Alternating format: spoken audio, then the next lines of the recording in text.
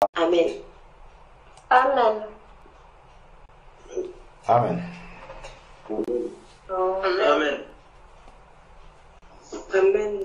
Amen.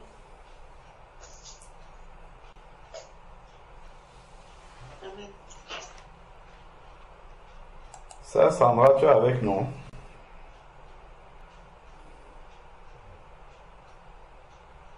Oui, mon frère. Que Dieu te bénisse abondamment. Amen. À vous aussi. Comment tu vas? Ah. Aïe, aïe. Dans quel sens, mon frère? Dans tous les sens. Bon, la santé, ça va.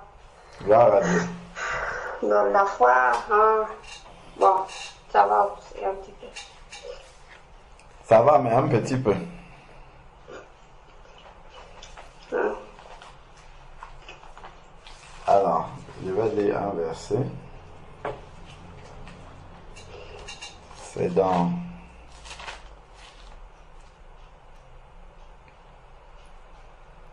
alors,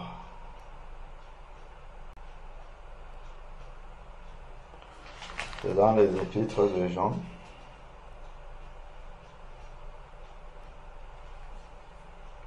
Quoi?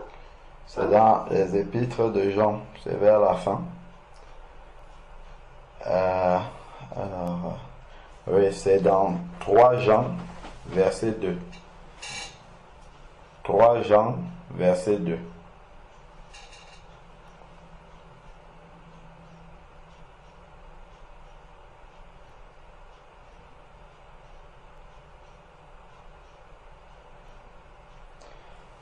Jean, verset 2. C'est à côté d'Apocalypse, il y a Jude et après c'est 3 Jean. Il est écrit, bien-aimé,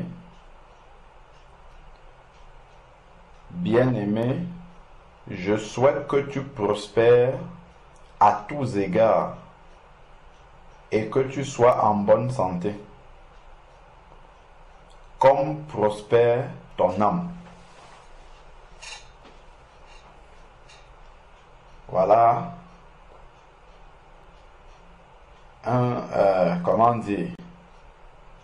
la prière de Jean pour l'ancien Agaius. Bien-aimé, je souhaite que tu prospères à tous égards et que tu sois en bonne santé, comme prospère ton âme. C'est-à-dire que l'état de notre âme, l'état de notre relation avec Dieu doit conditionner le reste.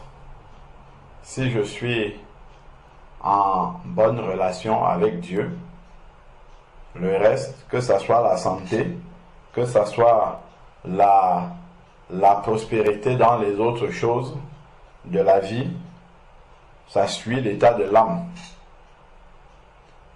Donc être dans une bonne relation avec Dieu ne veut pas dire qu'on n'a pas les tribulations. Au contraire, souvent quand on est dans une très bonne relation avec Dieu, les tribulations abondent également. On a l'exemple du Maître, Jésus-Christ, qui tout le temps disait que mon Père et moi nous sommes un.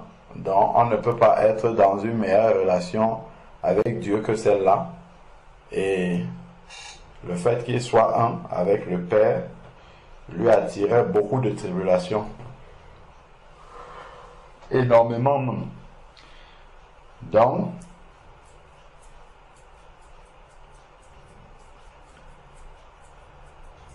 tu es dans la joie maintenant, ma sœur, ou bien tu es dans la tristesse? C'est une question.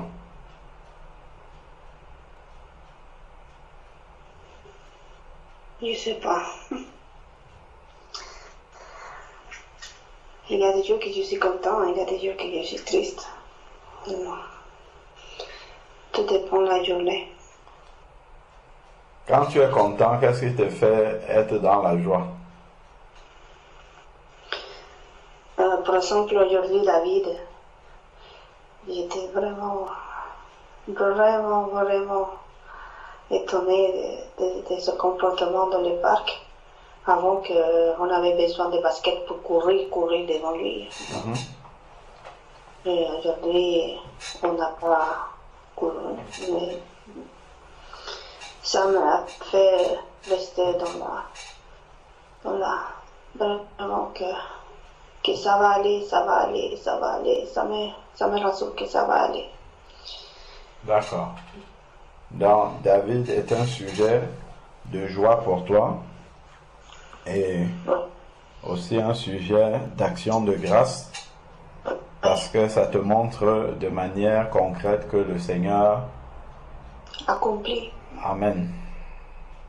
Et qu'est-ce qui te rend souvent triste?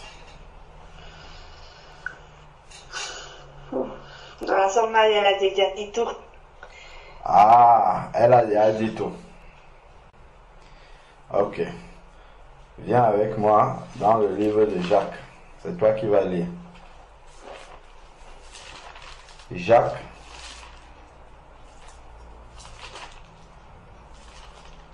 Jacques chapitre 1.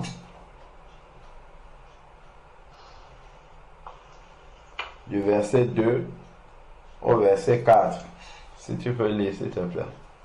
Jacques chapitre 1, verset 2 à 4. Mes frères, regardez comme un sujet de joie complète les diverses épreuves aux laquelle vous pouvez être exposés, sachant que l'épreuve de votre foi produit la patience. Mais il faut que la patience accomplisse perfectement son œuvre, afin que vous soyez parfaits et accomplis sans faillir rien. Amen. Est-ce que tu vois ce que le Seigneur il dit dans ce passage-là? Il dit, mes frères, considérez comme un sujet de joie complète les diverses épreuves. Donc, en fait, ce qui doit te donner la joie spirituelle, c'est vrai que le sujet de David est un sujet de joie dans le sens où tu vois la main du Seigneur accomplir sa promesse dans la vie de David. C'est ça qui est un sujet d'action de grâce et de joie. Et ici, le Seigneur dit de voir les diverses épreuves comme un sujet de joie complète. Donc, les diverses épreuves doivent te conduire par l'esprit. Ça fait mal à la chair, mais par l'esprit, c'est un sujet de joie complète, ces différentes épreuves. Pourquoi? Non pas parce que l'épreuve est une chose agréable, mais parce que l'épreuve vient accomplir un travail spirituel dans ta vie. Il est dit ici, mes frères, considérez comme un sujet de joie complète les diverses épreuves que vous pouvez rencontrer. Et maintenant, il dit, sachant que la mise à l'épreuve de votre foi produit la patience. Donc, par exemple, le cousin qui est là-bas et qui ne participe pas, ça, vraiment, c'est pour mettre ta patience à rude épreuve. Afin que justement, l'épreuve, que ton niveau de patience atteigne le niveau que le Seigneur veut. Parce que le Seigneur, lui, il estime que ton niveau de patience n'est pas encore au stade où il veut. Donc, il va aller chercher quelqu'un, un de tes cousins en Colombie, et puis il va l'amener dans ta maison pour que ce cousin-là travaille ta patience. C'est ça son rôle dans ta vie. Donc, il est un serviteur du Seigneur, sans le savoir, hein, à ton service.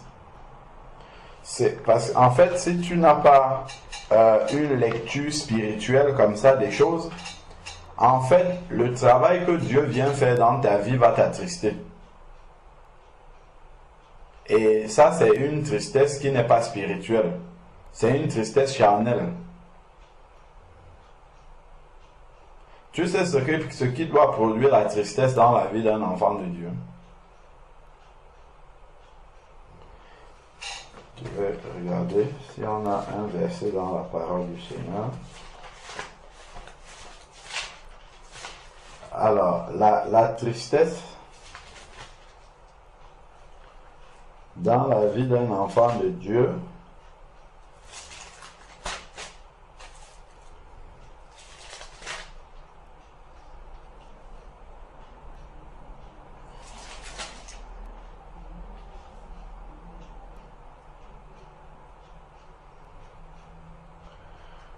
la tristesse d'un enfant de Dieu, en fait, est liée. La tristesse d'un enfant de Dieu est liée au fait que sa relation avec Dieu n'est pas bonne. C'est lorsque il a fait quelque chose qui ne glorifie pas Dieu. C'est ça qui doit attrister un enfant de Dieu. Ce n'est pas parce qu'il y a un obstacle dans sa vie, une épreuve. Loin de là. L'épreuve, elle produit la joie, comme on a lu dans Jacques, et la tristesse arrive lorsque on n'a pas marché comme Dieu veut. Et il est dit que la tristesse, selon Dieu, produit la repentance. Si quelqu'un trouve ça, je crois que c'est dans 2 Corinthiens. C'est ça, la tristesse selon Dieu.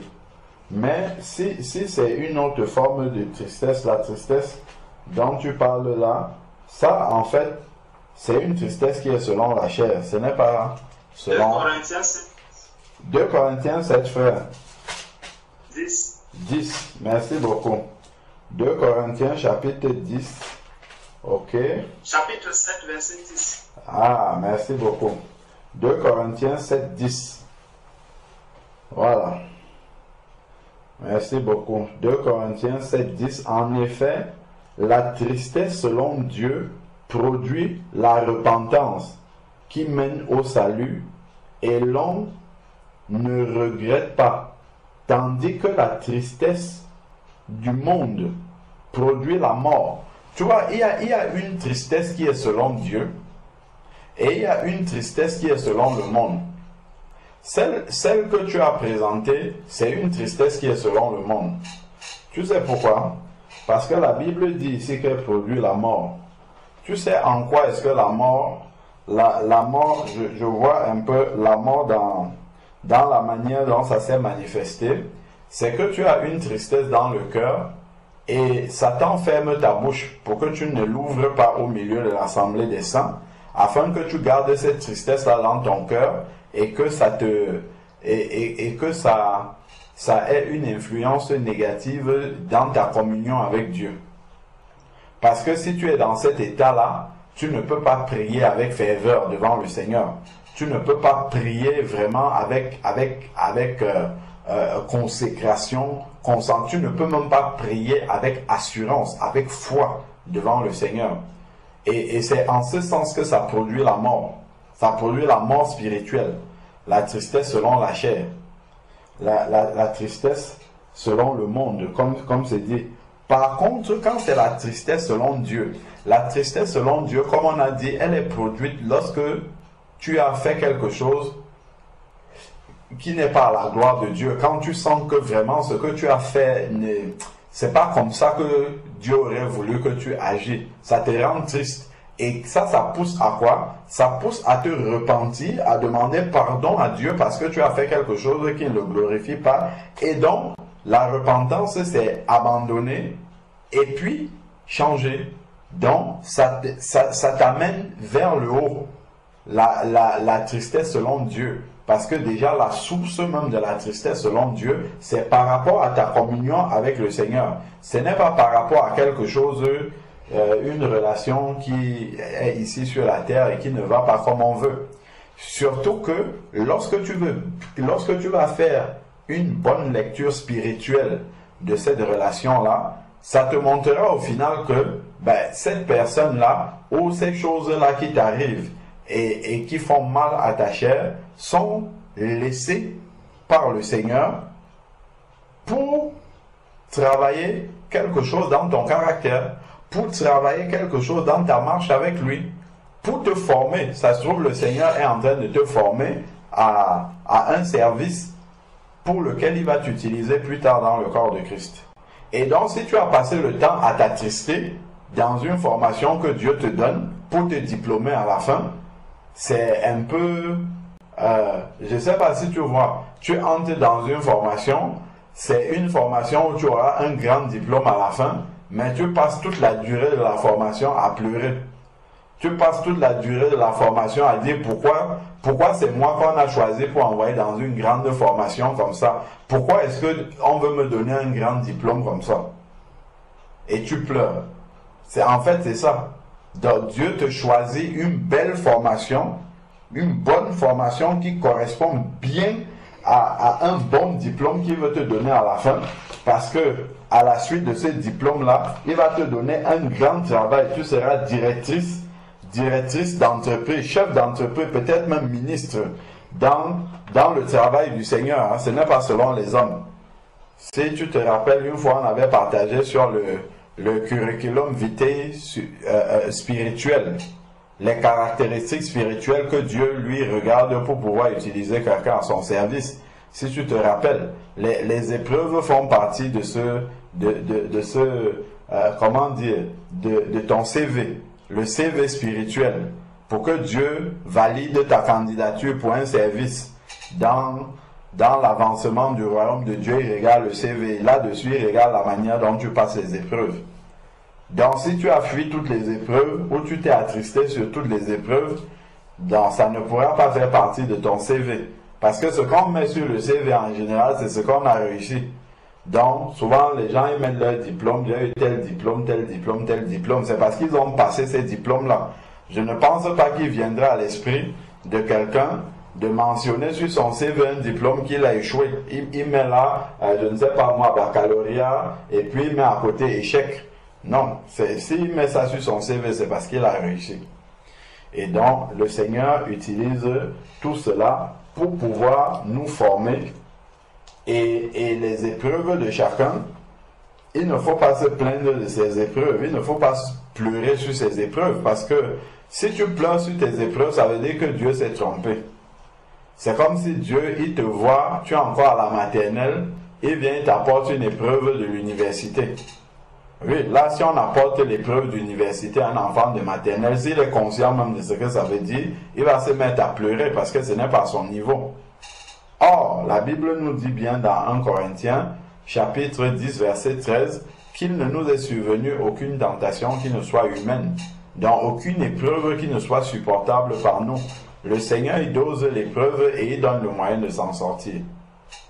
Et nous savons déjà qu'il a la solution. Donc maintenant, c'est de se mettre à genoux, et au lieu de pleurer, c'est de demander au Seigneur, Seigneur, pourquoi tu as permis cette épreuve dans ma vie?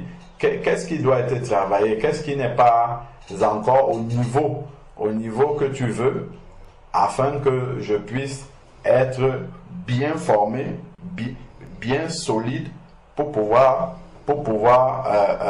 travailler à ton service? Ou alors tous les engagements que tu as pris et où tu n'as pas eu de reconnaissance. Tu as accueilli, je ne sais pas, les saints, tout ça sans avoir de reconnaissance. Tu sais ce que ça révèle, ma soeur? Ça veut dire que quand tu faisais ça, tu attendais une reconnaissance humaine. C'est ce que Dieu est en train de te révéler. Hein? Parce que normalement, quand tu fais quelque chose de bon cœur pour Dieu, tu n'attends rien de personne. Tu fais pour Dieu. Si on t'insulte même à la fin, tu dis gloire au Seigneur. C'est même bien parce que toute la rétribution sera celle de Dieu. Si les hommes apprécient même ce que tu fais, tu vas perdre une partie de ta récompense. Parce que, souvenons-nous, quand le Seigneur parle du jeûne, il dit quand tu jeûnes, ne montre pas sur ton visage que tu jeûnes, pour que les hommes te glorifient. Parce que ça sera ça ta récompense. Dans la même manière, quand les hommes ils commencent à apprécier ce que tu fais, ça diminue ta récompense, parce que ça là, c'est déjà une récompense. Donc, effectivement, Dieu, il t'enseigne au travers, si ça te fait mal qu'il n'y ait pas eu de reconnaissance sur tout ce que tu as fait les choses de bon cœur et tout ça, s'il n'y a pas de reconnaissance et que ça te fait mal, le Seigneur te montre que quelque part, en fait, il faut que quand tu fais quelque chose, que tu oublies les gens qui sont au bénéfice de ce que tu as fait et que tu regardes seulement à lui, au Seigneur. Donc, Si Dieu dit, ce que tu as fait ma fille Sandra, c'est bon, le reste, ça ne compte pas. Même si tous les hommes, ils crachent même sur toi après, ils te disent que tu pensais même que tu faisais quoi comme ça, tu dis gloire au Seigneur. Et le plus important, c'est que Dieu ait dit, c'est bon. Parce que je faisais ça pour Dieu, je ne faisais pas ça pour quelqu'un d'autre. Tu vois, ce sont des petites choses comme ça que Dieu, il travaille encore, il travaille en nous pour nous amener vraiment à la perfection, à ce que tu travailles exclusivement en regardant à lui, en ne regardant pas la reconnaissance ou non des hommes. Tu vois, ça ce sont des petites choses où il faut prendre du recul et avoir une lecture spirituelle des événements qui arrivent dans ta vie pour voir le sens dans lequel Dieu est en train de t'amener, pour voir le fil conducteur de la formation que Dieu est en train de te donner. Parce que toi, tu es en train de pleurer comme ça, alors que Dieu, lui, te forme. Il te forme, il te forme. Et regarde, hein, on peut prendre du temps et lire dans le livre de Nombre.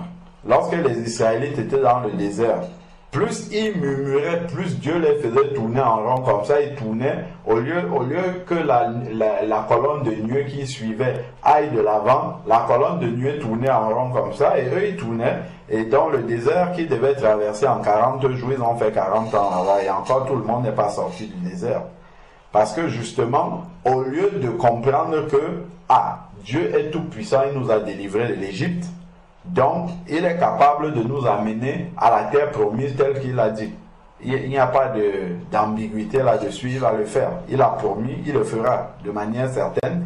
Eux, ils ont commencé à murmurer, ils ont commencé à douter de Dieu, ils ont commencé à voir seulement ce que Dieu n'a pas encore fait. Dieu donne la manne, on ne veut plus ça, la manne tous les jours, ainsi de suite. Et ça leur a, comment dire, ça les a retenus plus longtemps dans le désert.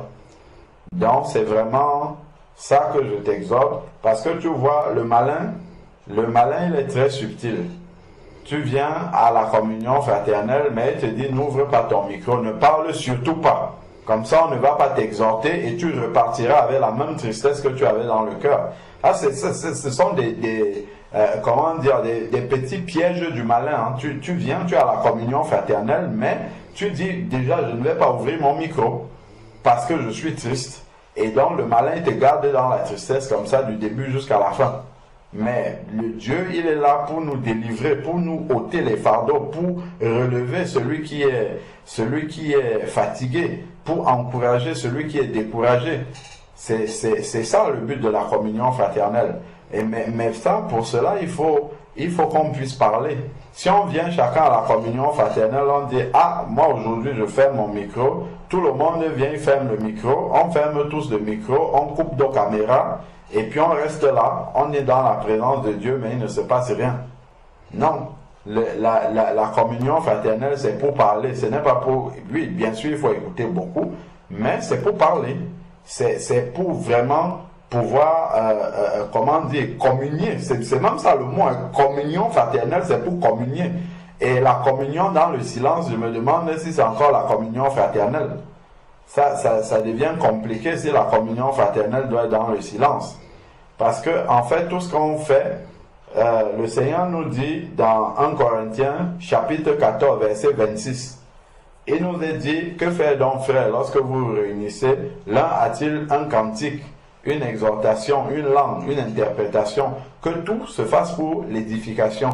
Donc, le but de la communion fraternelle, c'est l'édification mutuelle. Donc, j'édifie mon frère m'édifie, on s'édifie ensemble et Dieu nous édifie. C'est ça le but de la communion fraternelle. Donc, si je viens maintenant dans la communion fraternelle, je ferme mon micro, je coupe la caméra, je ne dis même pas bonsoir, je ne parle pas. Il faut que je me dise que, est-ce que ça édifie mon frère? Ça, c'est la question que je dois me poser. Est-ce que si je fais ça, à la fin, je me déconnecte, je dis Amen, est-ce que j'ai édifié mon frère? Si je n'ai pas édifié mon frère, c'est que je suis passé à côté du but de la communion fraternelle, c'est que je n'ai pas glorifié Dieu. Le but, c'est qu'à la fin, ce n'est pas que je dise j'ai reçu. J'ai reçu. Oui, ben, gloire à Dieu si quelqu'un a reçu. Mais le but, c'est de demander, est-ce que Dieu a été glorifié dans cette communion fraternelle-là? Est-ce que Dieu a été glorifié? C'est-à-dire, est-ce que quand on vient à la communion fraternelle comme ça, chacun vient avec ce qu'il a à donner à ses frères, à ses sœurs. Il vient et il apporte ça, et puis ses frères et ses sœurs en bénéficient.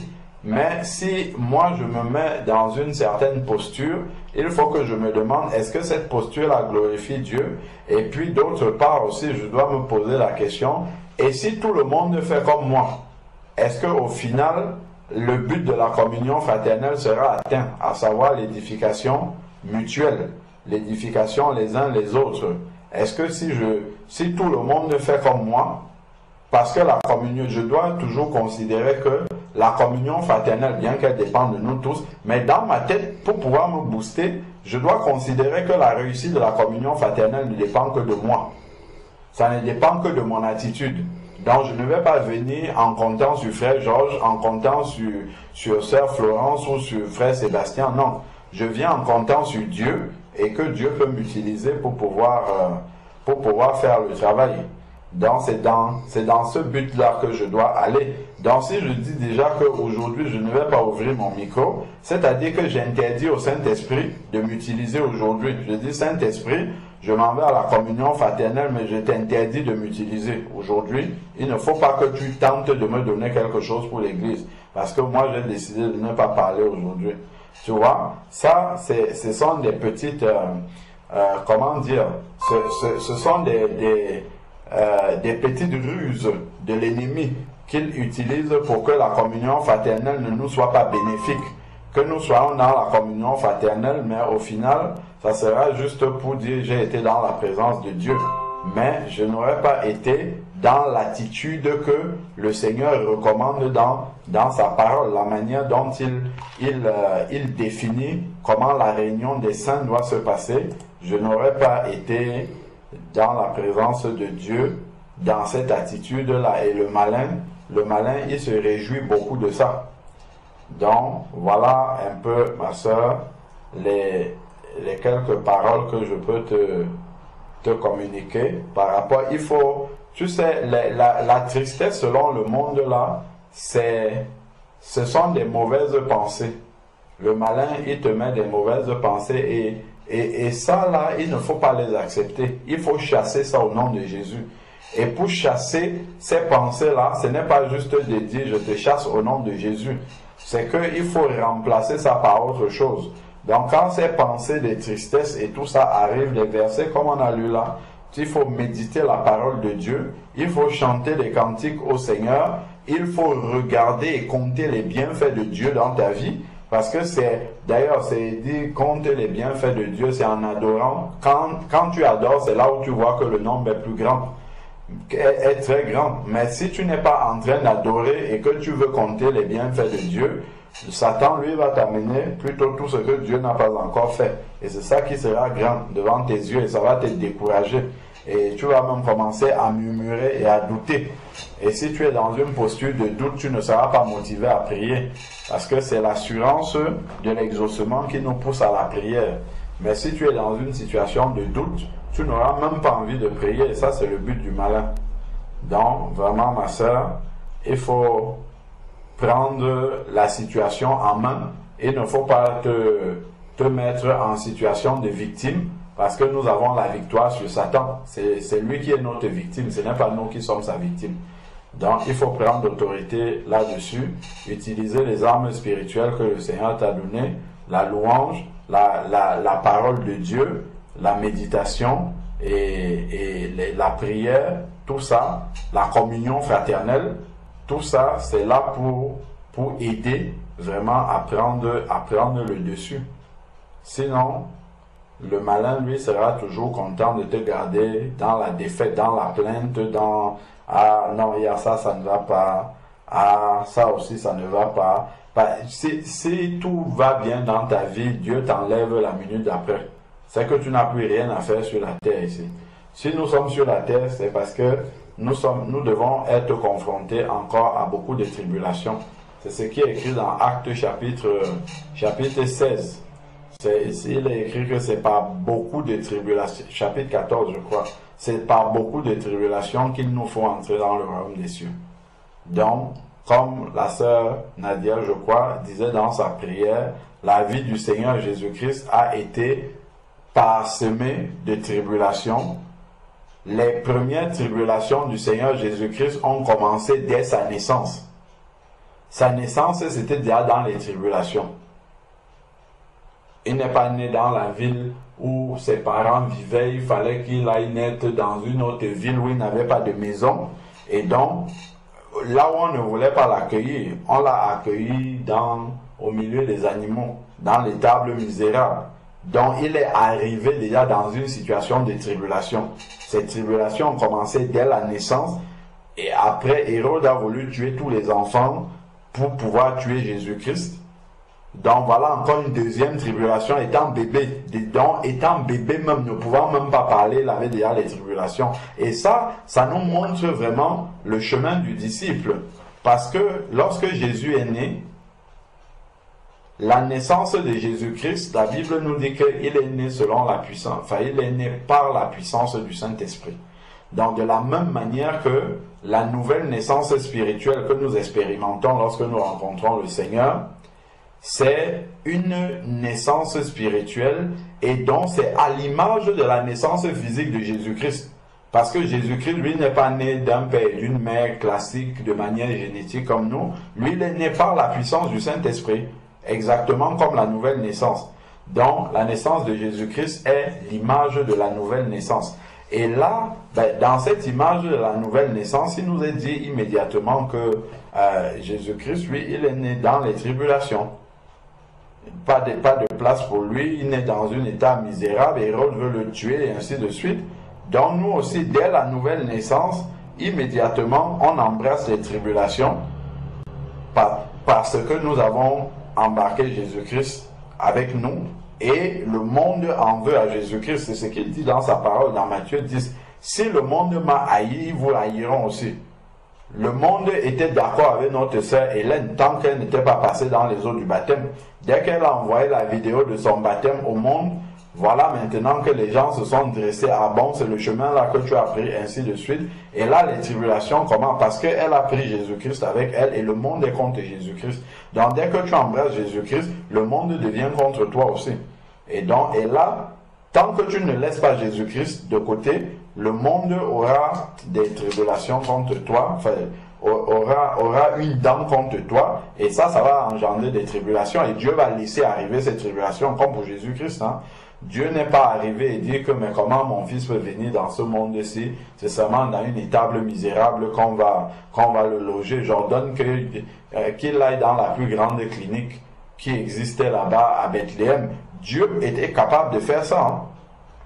Il était capable de faire ça, mais il n'a pas fait.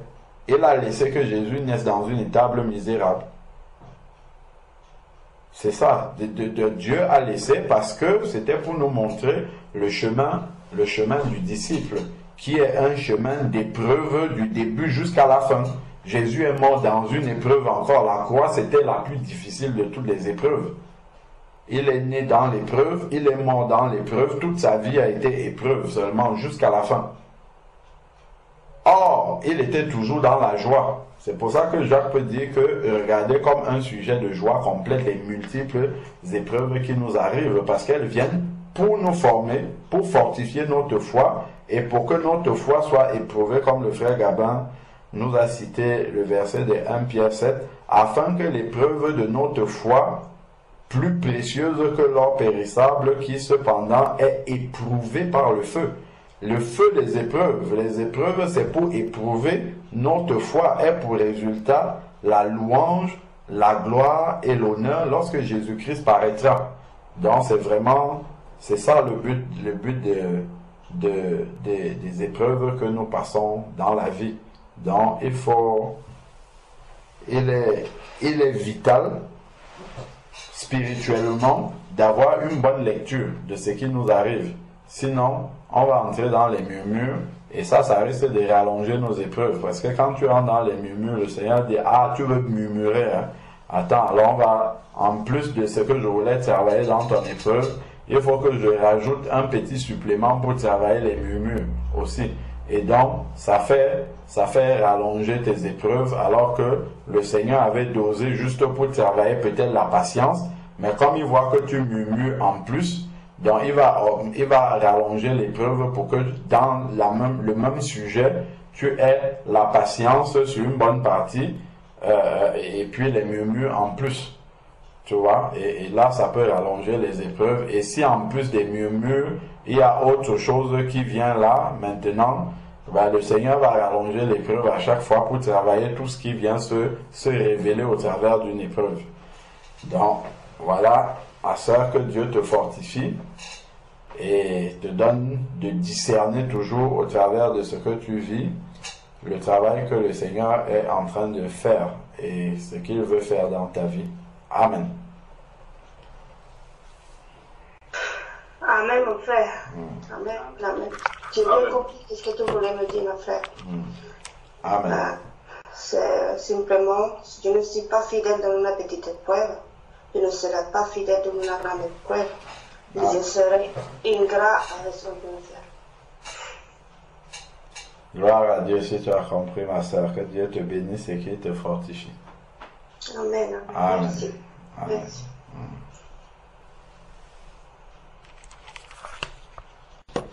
Par rapport à cette situation que la sœur traverse, le Seigneur nous dit dans Hébreux 12, au verset 6, Hébreux 12, au verset 6, il dit: car le Seigneur châtie celui qu'il aime, et il frappe de la verge tout ce qu'il reconnaît pour ses fils. Donc, lorsque nous sommes dans une épreuve, ou même si nous considérons, si nous ne considérons pas la situation dans laquelle on se trouve comme une épreuve, mais qu'on la prenne comme un châtiment, le Seigneur vient toujours nous rappeler que tout ça c'est toujours par amour pour nous. Donc que ce soit l'épreuve ou que ce soit le châtiment, tout ça contribue vraiment à notre formation. Et le frère disait que justement ce cousin qui peut se retrouver dans la vie et qui travaille notre patience. Ce cousin est un serviteur de Dieu.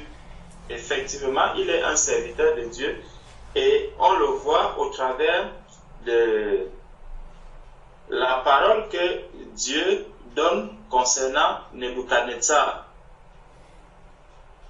Nebuchadnezzar, le Dieu a aimé le peuple d'Israël et Dieu soumet maintenant le peuple d'Israël à un roi. Il le soumet à la domination de Nebuchadnezzar et il appelle ce Nebuchadnezzar-là mon serviteur. On le voit dans Jérémie 27. Si nous prenons Jérémie 27, c'est vraiment pour nous montrer que on peut voir des personnes qui sont là, vraiment qui travaillent, qui font un travail qui nous amène vraiment à, comme on peut dire, un travail qui peut me mettre dans tous mes états. Un travail qui peut me mettre dans tous mes états, ça peut être quelqu'un qui vraiment me pousse à une patience extrême ou quelqu'un qui va me pousser vraiment à un renoncement total, à comprendre que effectivement je ne suis rien. Ça peut être peut-être mon épouse qui travaille mon caractère, qui travaille en moi un certain caractère, ou qui m'amène vraiment à me rabaisser. Ou même un mari qui vraiment t'amène à te regarder comme si tu n'étais vraiment rien. Et ça, ce n'est pas des situations qui sont faciles à comprendre. Souvent, on se demande, mais qu'est-ce que j'ai même fait pour que je puisse mériter cela? Pourtant, je fais tout ce que je peux, mais comment est-ce que je n'arrive à avoir aucune considération de telle ou telle personne? Quand on regarde le peuple d'Israël, certainement le peuple d'Israël, lui, il a péché.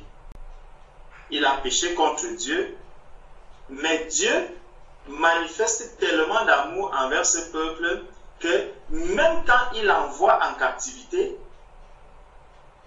il l'envoie dans cette captivité, mais tout en manifestant toujours l'amour à ce peuple.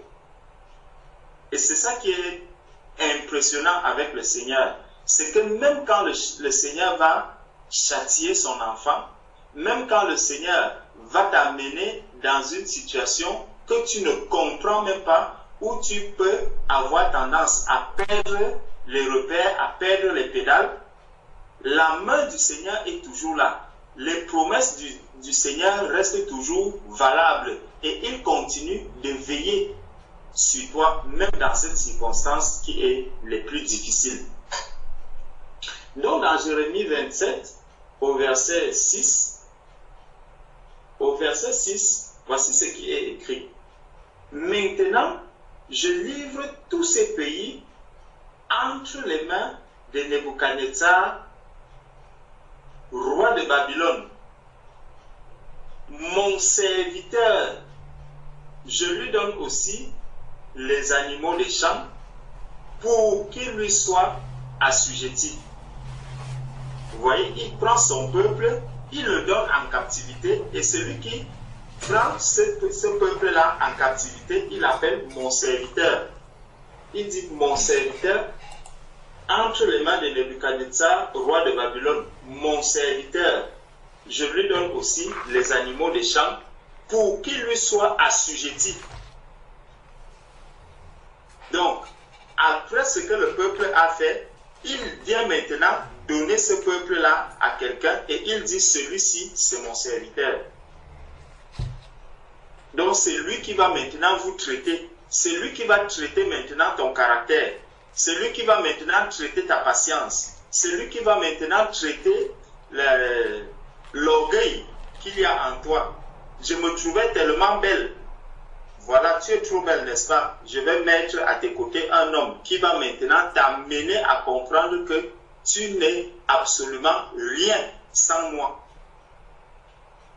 Là, cette personne, le Seigneur l'appelle mon serviteur. Et regardez, vous allez voir comment est-ce que Dieu manifeste son amour malgré le fait qu'il y a cette personne-là à tes côtés, malgré le fait qu'il y a cette personne qui travaille ce caractère-là en toi. Dieu ne t'a pas du tout abandonné.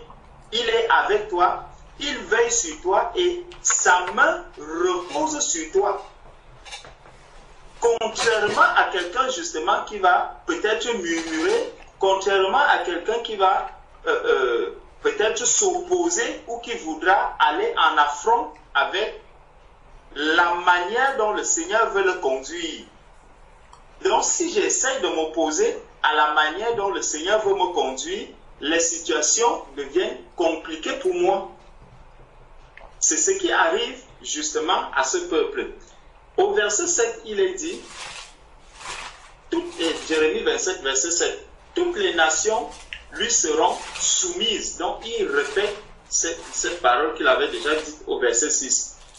À lui, à son fils et au fils de son fils, jusqu'à ce que le temps de son pays arrive et que des nations puissantes et des grands rois la servissent. Vous voyez le plan de Dieu.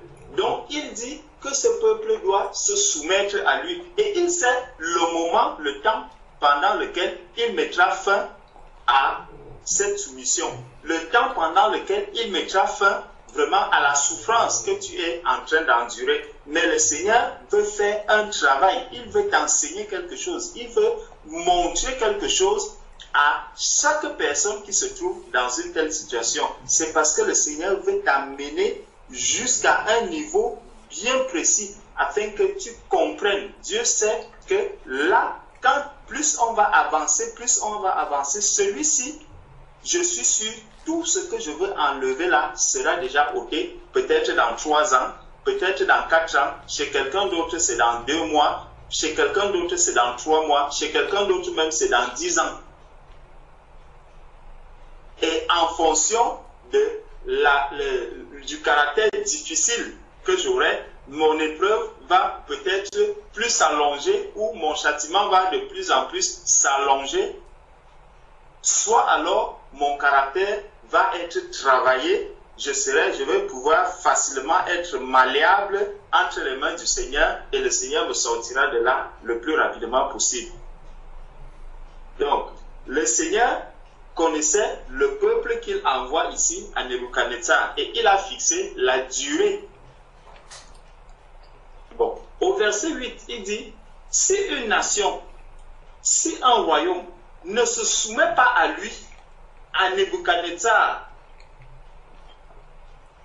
roi de Babylone, et ne livre pas son cou au joug du roi de Babylone, je châtierai cette nation par l'épée. Regardons donc. Donc, Dieu dit que le peuple doit se soumettre, le peuple doit aller en captivité. Donc, tu dois te laisser travailler par cette personne qui est à côté de toi et qui a un caractère difficile. Tu dois te laisser travailler par cette personne. Si tu ne te laisses pas travailler, le Seigneur dit il va utiliser les méthodes plus fortes pour ça.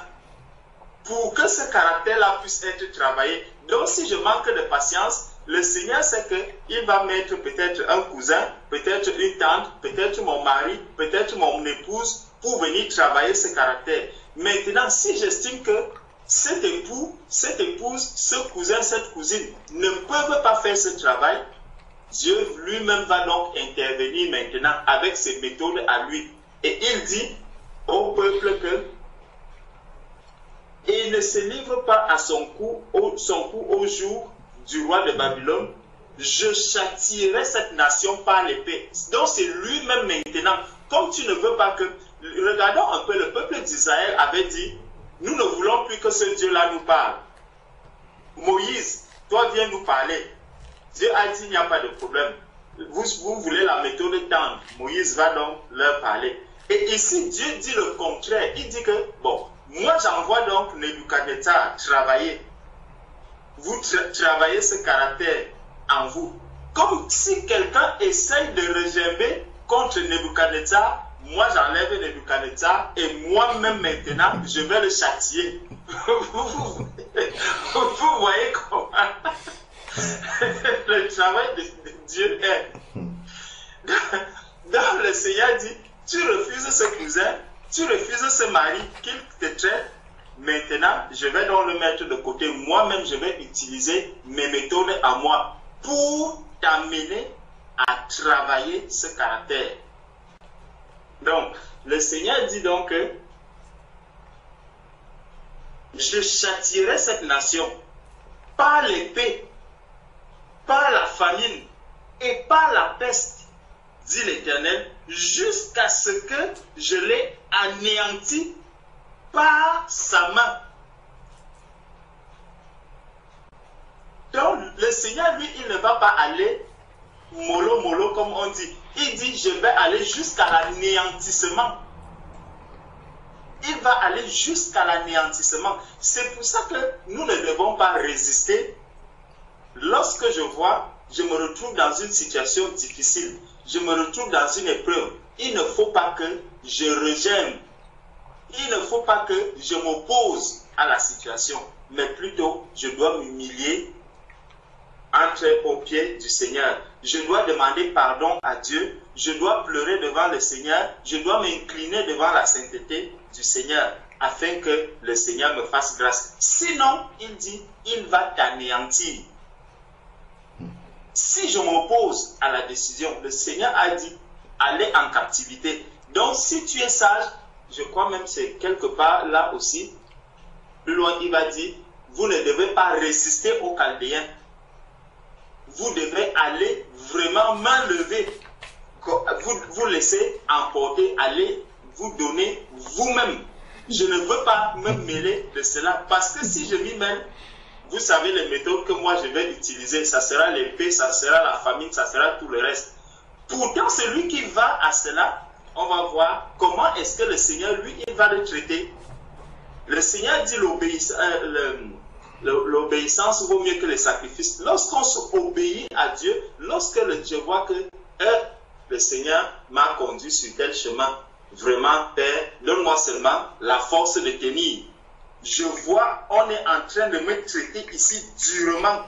Père, donne-moi seulement la force de tenir face à tout ce qui est en train de se passer. Donc, il dit jusqu'à ce que je l'ai anéanti par sa main. Bon. Donc, on va sauter une bonne partie ici. Et on va maintenant tomber dans Jérémie.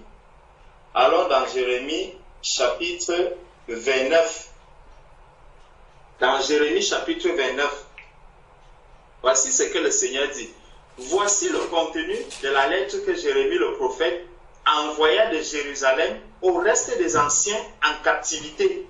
Regardez donc ceux qui ont obéi à Dieu, ceux qui ont compris que non, le Seigneur a dit nous irons en captivité. Je me laisse conduire dans cette captivité.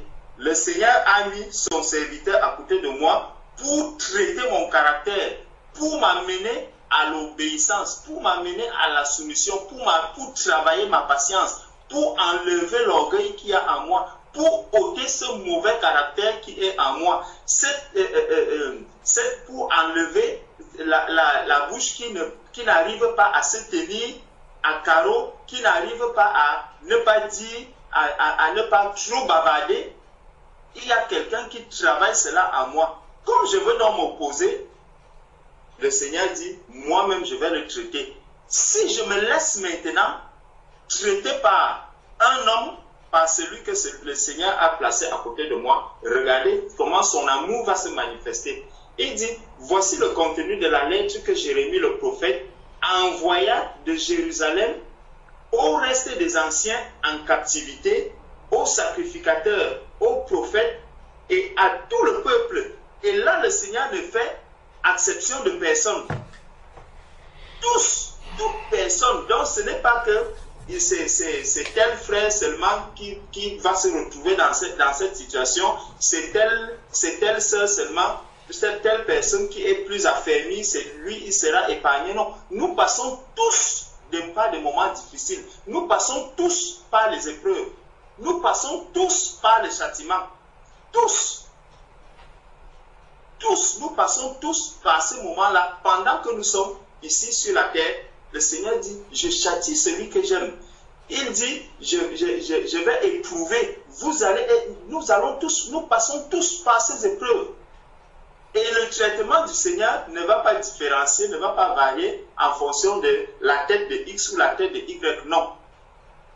C'est pour ça qu'on nous dit ici, on nous montre ici tous ceux qui se sont soumis, tous ceux qui ont obéi au commandement de Dieu. Il dit, voici le contenu que Jérémie le prophète envoya de Jérusalem au reste des anciens en captivité, aux sacrificateurs, aux prophètes et à tout le peuple que Nebuchadnezzar avait amené captif de Jérusalem à Babylone. Après que le roi Jéconia, la reine, les eunuques, les chefs de Juda et de Jérusalem, les charpentiers et les serruriers furent sortis de Jérusalem, il est remis à Éléazar, fils de Shaphan, et à Gemalia, fils de Ikidja, envoyé à Babylone par Sédécias, roi de Juda, auprès de Nebuchadnezzar, roi de Babylone. Elle était ainsi conçue. Ainsi parle l'Éternel des armées, le Dieu d'Israël, à tous les captifs que j'ai amenés de Jérusalem à Babylone. Nous comprenons que ce n'est pas Nebuchadnezzar qui a fait quoi que ce soit. C'est le Seigneur lui-même qui te conduit dans l'épreuve. C'est lui-même qui te conduit dans l'épreuve. C'est lui-même qui t'amène la personne qui va te châtier, la personne qui va te traiter, la personne qui va faire le travail. C'est le Seigneur lui-même qui amène la personne. Et il dit donc, voici donc, regardez donc l'amour du Seigneur. Le Seigneur ne dit pas, contrairement à ce qu'il a dit, à ceux qui ont résisté et qui voulaient tellement rester à Jérusalem, qui voulaient s'opposer au commandement du Seigneur, à ce que le Seigneur a dit, à ces personnes, il dit, ainsi parle l'Éternel des armées, le Dieu d'Israël, à tous les captifs que j'ai amenés de Jérusalem à Babylone. Bâtissez des maisons et habitez-les. Plantez des jardins et mangez-en les fruits. Quand on est en captivité, le Seigneur te dit, voici, sens-toi à l'aise dans ton épreuve. Considérez comme un sujet de joie parfaite les épreuves, les différentes épreuves qui vous sont parvenues. Donc, sens-toi à l'aise dans ton épreuve. Bâtis-toi des maisons dans l'épreuve. Mets-toi vraiment à l'aise dans cette épreuve que tu es en train de traverser. Bâtissez des maisons et habitez-les. Plantez des jardins et mangez-en le fruit. Prenez des femmes et engendrez des fils et des filles. Prenez des femmes pour vos fils et donnez des maris à vos filles afin qu'elles engendrent des fils et des filles. Multipliez là où vous êtes et ne diminuez pas. Recherchez le bien de la ville où je vous ai mené en captivité et priez l'Éternel en sa faveur parce que votre bonheur dépend du sien. Regardez là où il va maintenant dire au peuple de prier l'Éternel. Donc quand tu t'es soumis, quand tu as dit Seigneur, je suis dans l'épreuve, je comprends que je traverse cette situation qui est difficile. Pendant ce moment, prie le Seigneur. Reste au pied du Seigneur. Prie le Seigneur. Écoute ta prière. Je crois quelque part même, c'est un peu plus loin qu'il va le dire. Il dit priez, je vais écouter vos prières. Parce que vous avez obéi, parce que tu as compris que Seigneur, je suis un disciple. Le disciple n'est pas plus grand que son maître. Mon maître a emprunté ce chemin. Moi aussi, je suis en train d'emprunter ce chemin. Et je ne suis pas dans ce chemin parce que s'il y a eu une faute, alors là, je suis châtié, je me retrouve dans ce chemin. Mais même dans le châtiment, le Seigneur a dit que c'est par amour qu'il te châtie. Donc, il va toujours te manifester son amour, même dans ce châtiment. Et si c'est le cas d'une épreuve, alors je dois savoir que le Seigneur est toujours avec moi dans cette épreuve. Donc, si je me mets maintenant à murmurer, à contester l'épreuve, le véritable problème se pose. C'est que je suis en train de contester la manière dont le Seigneur veut me conduire. Je suis en train de vouloir m'opposer au chemin que le Seigneur veut me faire emprunter. Il dit, car ainsi parle l'Éternel des armées, le Dieu d'Israël. Ne vous laissez pas tromper par des prophètes qui sont au milieu de vous et par vos devins. N'écoutez pas vos songeurs dont vous provoquez les songes, car c'est le mensonge qu'ils vous prophétisent. En mon nom, je ne les ai... Bon. Mais voici ce que dit l'Éternel. Dès que 70 ans seront écoulés pour Babylone, je me souviendrai de vous et j'accomplirai à votre égard ma bonne parole en vous ramenant dans ce lieu. Donc, il y a un moment où le Seigneur dit, là, c'est bon. On a déjà tellement travaillé ton caractère. Je constate que le caractère a déjà bien été travaillé. Tu t'es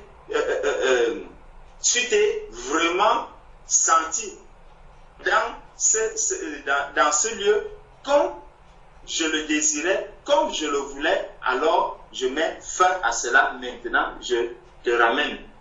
Dit, car je connais les projets que j'ai formés sur vous, dit l'Éternel, projets de paix et non de malheur, afin de vous donner un avenir et de l'espérance.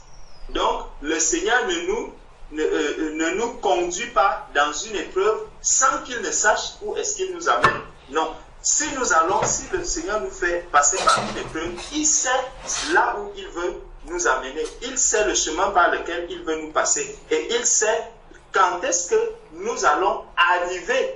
Parce que je peux me dire, bon voilà, pourquoi est-ce que telle personne me fait souffrir autant? Pourquoi est-ce que telle personne, lui, il est là, il ne fait rien à côté de moi? C'est moi qui donne l'argent, c'est moi qui donne à manger, c'est moi qui donne le lit, c'est moi qui donne ceci. Mais en retour, je ne reçois rien de bon, aucune reconnaissance, aucune ceci.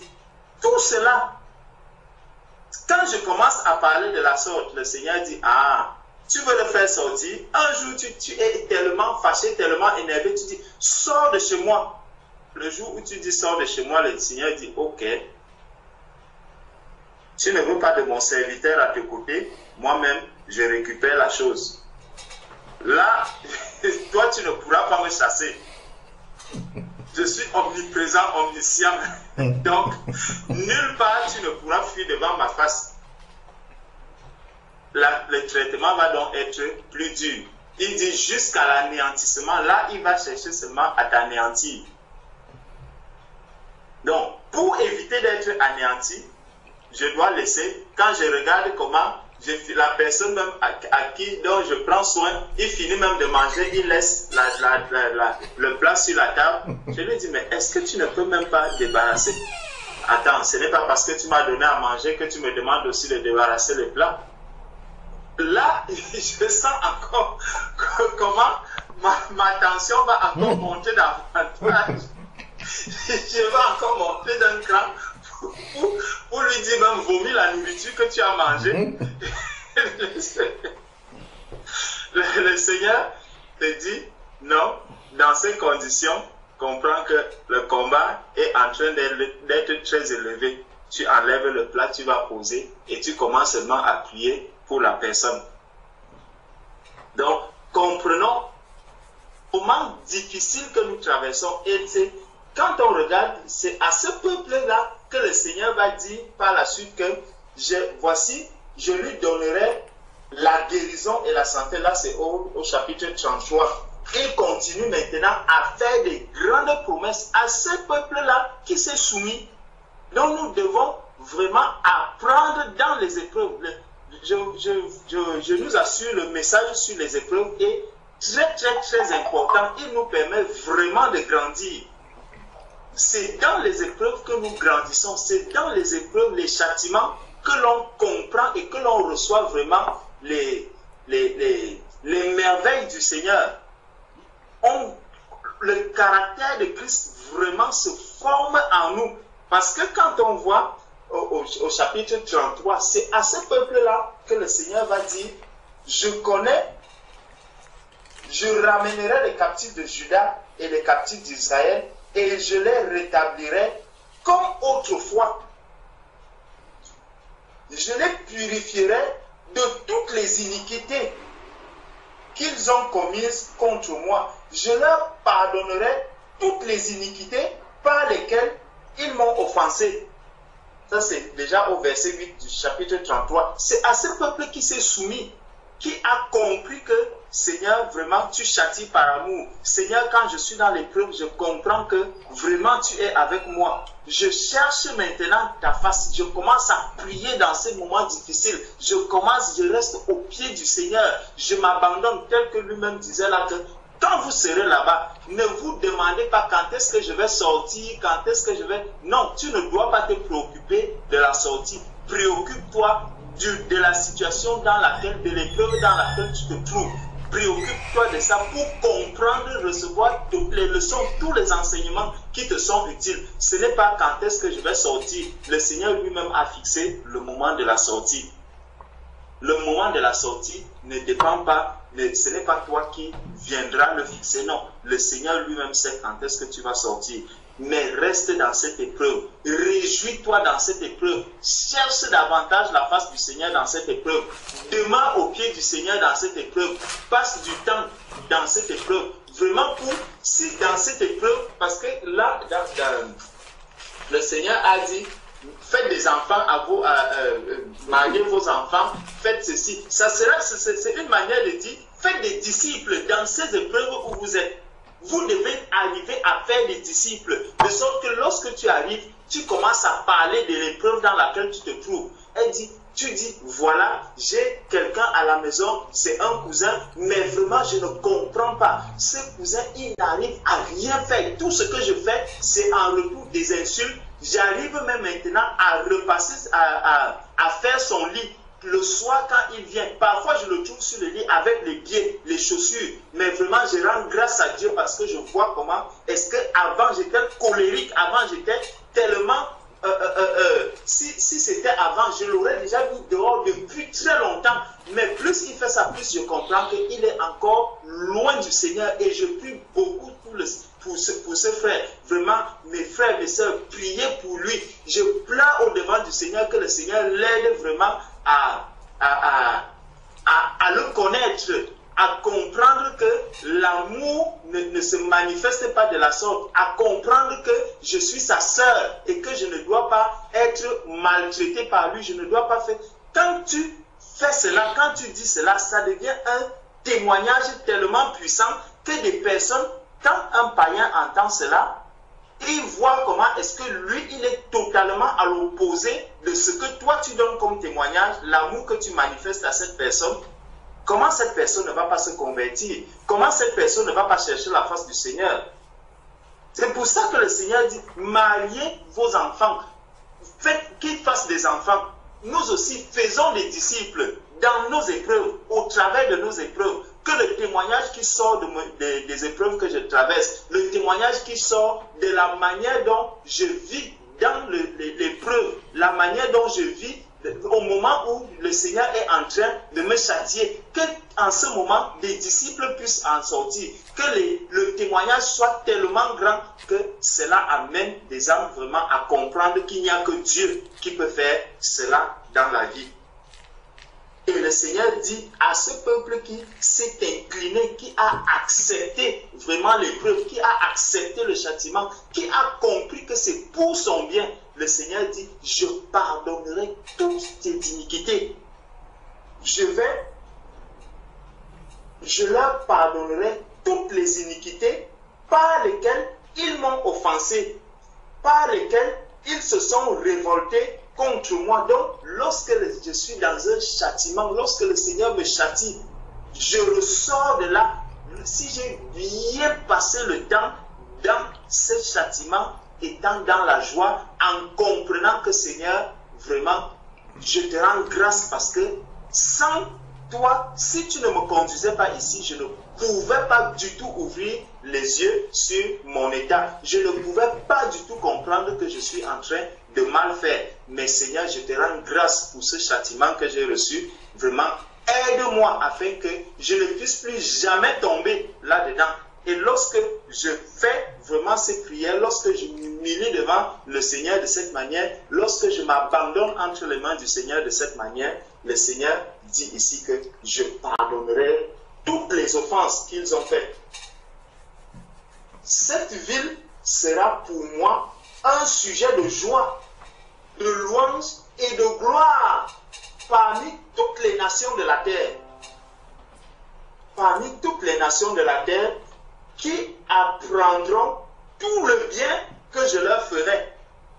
Donc je sors d'une épreuve, ce n'est plus pour pleurer ou pour faire ceci. Non, j'en ressors grandi. Je ressors de là avec une médaille. Je ressors de là avec une décoration.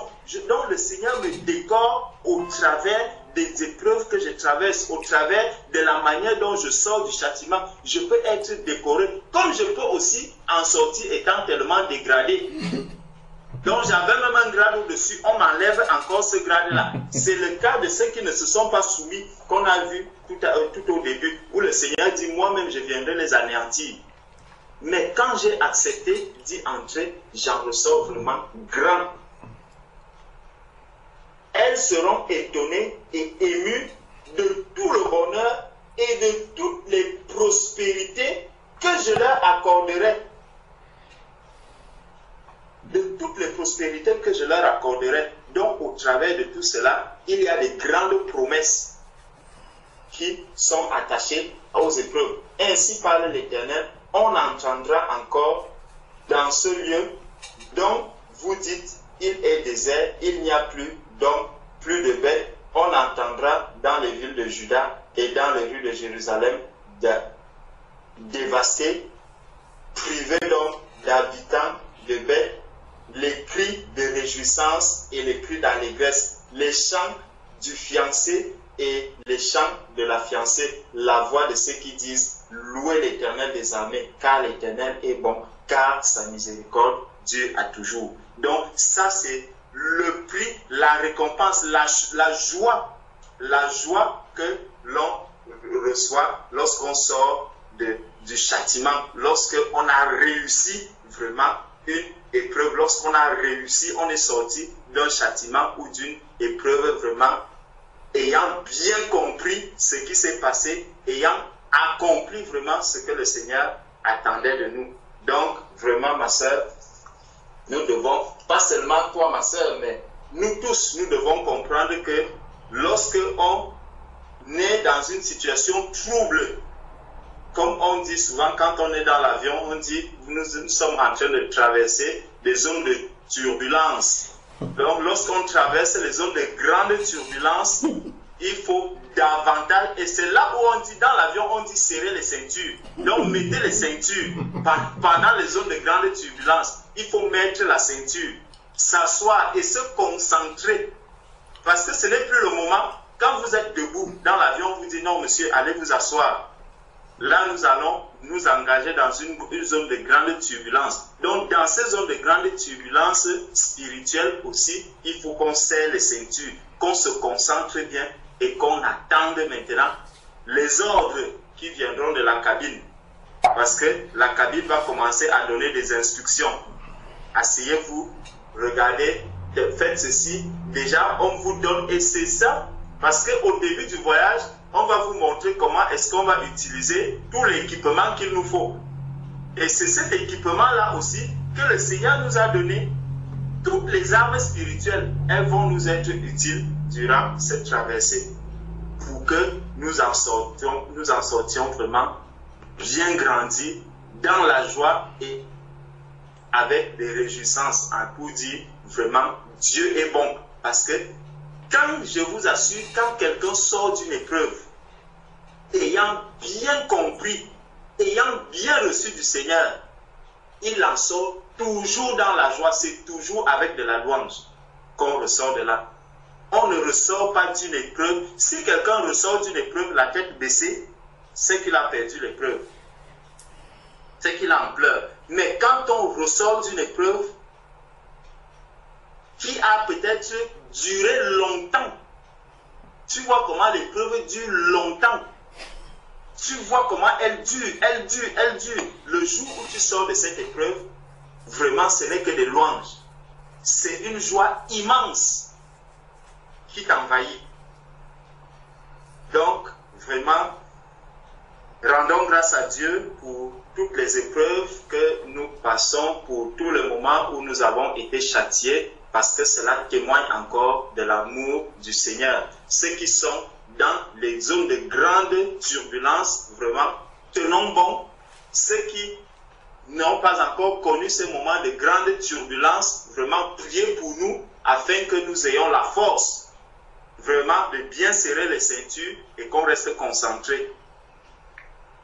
Nous aussi, nous prions pour ceux qui auront à traverser aussi ces moments de grande turbulence, peut-être demain. Que le Seigneur vous bénisse. Amen. Amen. Amen. Amen. Amen.